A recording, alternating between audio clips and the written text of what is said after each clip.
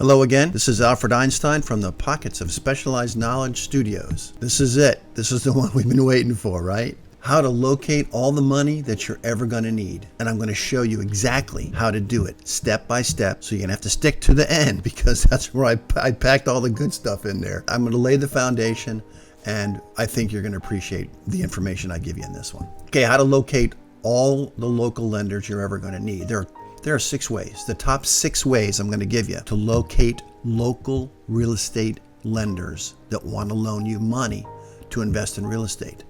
And number 6, social media posts. This is funny that I put this in here because I had to put it in there because it's out there. I just didn't know how to do it.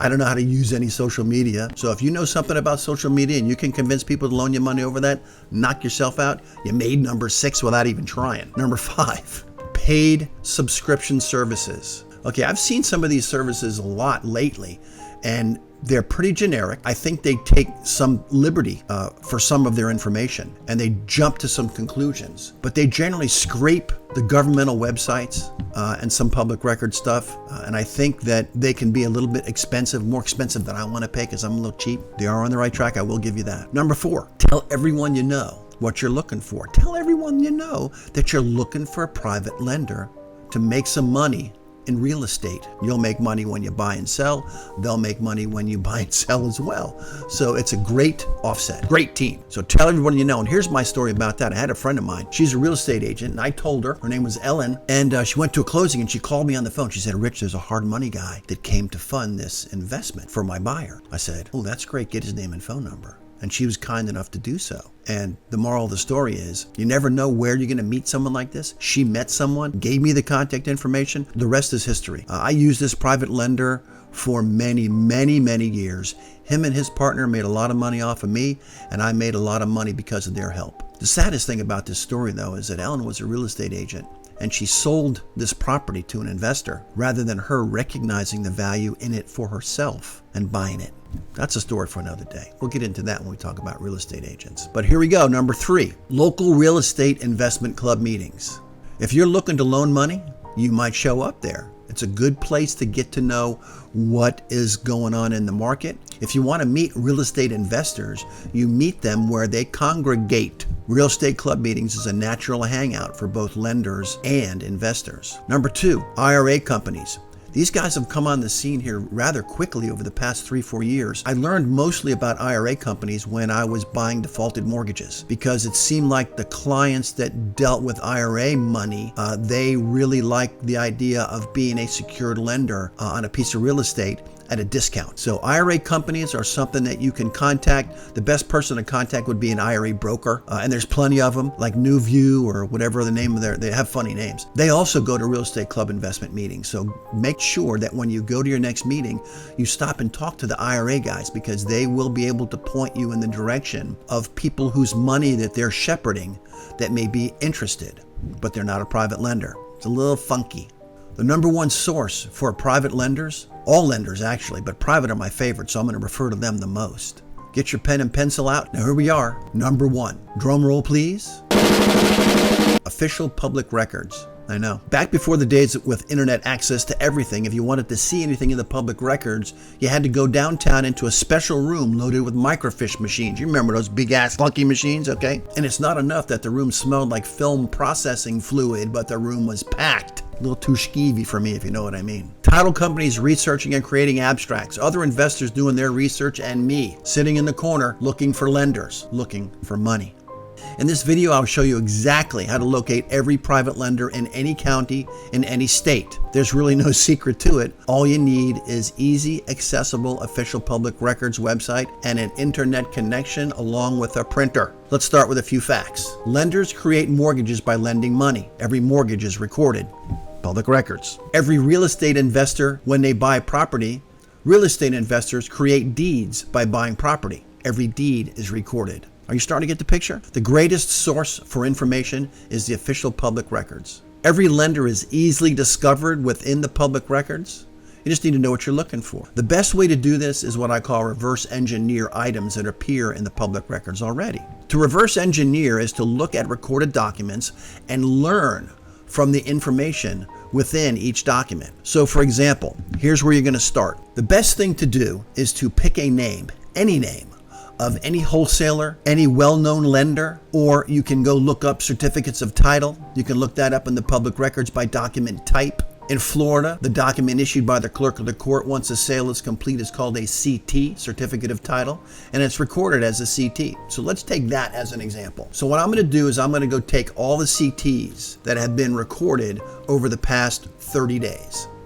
So essentially, if I search CT in the public records, I'm going to get a list of names, or actually I'm going to get a list of CTs that were issued in accordance to the final results of an auction at a given date. So we're just going to look up the last 30 days. So what you're going to notice is you'll see CTs. Let's say you look up 30 days and you find 100 documents. Out of that 100, depending upon the county and state that you're in, up to 80% will be the receiver of the CT will be a bank or a lending institution. We don't want those. What we're looking for is third-party investors that had CTs issued to them. In other words, what they did is they went to the sale. ABC 123 Corp was the winning bidder, and you'll find a CT issued to ABC 123 Corp.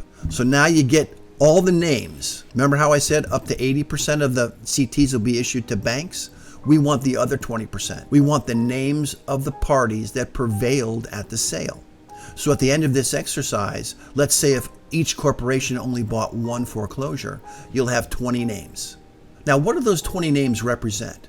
Those 20 names represent real estate investors that know what they're doing. So now what we do is we take the 20 names and write them on a piece of paper. And then one by one, you look up each of their names in the public records. And when you do that, you're going to come up with reams and reams of documents. We're looking for the way that company deeded themselves out of the property. So they bought it at the foreclosure sale. They received a CT from the clerk of the court. How did they sell it? What type of deed did they use?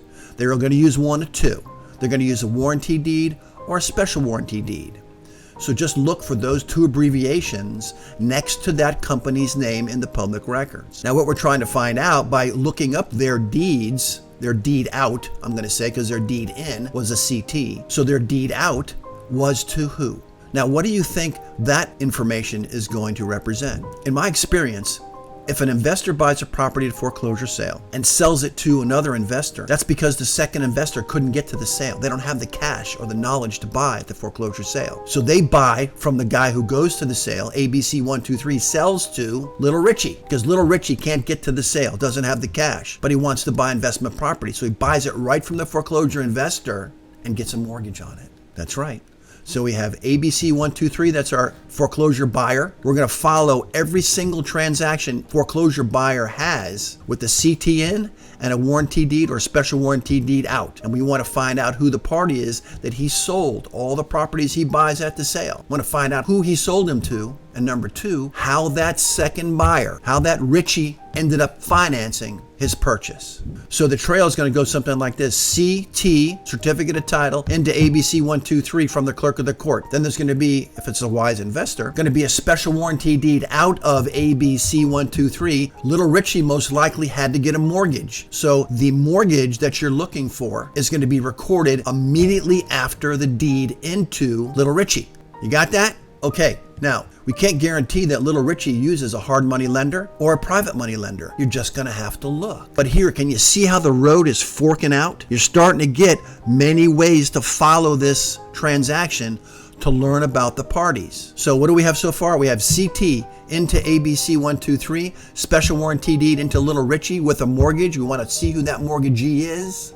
Not only are you going to run ABC 123 in the public records and get reams of information and knowledge, you're also going to run Little Richie as a wholesale buyer. Find out every transaction they participated in the public record. Not only are you going to run ABC 123 in the public records and get reams of information about transactions that they concluded, you're also going to find all the transactions that Little Richie participated in. And you're going to follow it down until the mortgagee is clear. You'll be able to find out who the mortgagee is. Let's say it's Lending Ron. So what you're going to do then is take Lending Ron's name and run him in the public records and see all the mortgages that he ever gave to anybody. Are you starting to get the picture? We can carry that forward, and we're going to carry it forward when I discuss due diligence and reverse engineering of mortgages.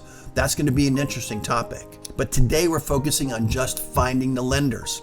And you could take any name of any company that does real estate business. Don't take brokers because they're generally not parties to transactions and their names are not going to be recorded. But what you do need to see is any lender, any wholesale buyer, any foreclosure buyer, any tax deed buyer. You want to see who they sold to, if they got a mortgage, and then you want to run the names of all those mortgagees and see who they're loaning to. And eventually I'll teach you how to figure out the terms, the required down payment, the loan to value that lender was giving, all that sort of stuff. But all the private lenders are right here in the public records. In any event, I hope you enjoyed that. If you have any questions, please reach out to me. I think there's some place you can contact me in my YouTube channel.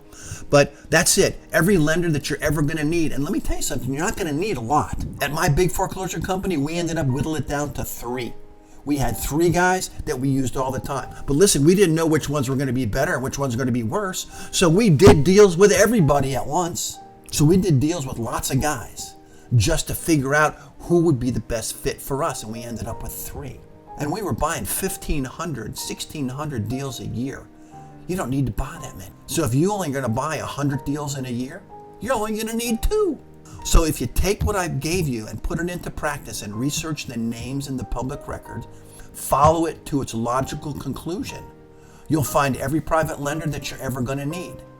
You'll find buyers for your properties as well. So anyways, I hope you enjoyed it. This is going on a lot longer than I usually go. But in any event, this is Alfred Einstein signing off for Pockets of Specialized Knowledge. Oh, and if you get a chance, please like the video. I think it helps us grow our channel and it'll help me bring you more information just like this. Anyways, thanks a lot. See you next time.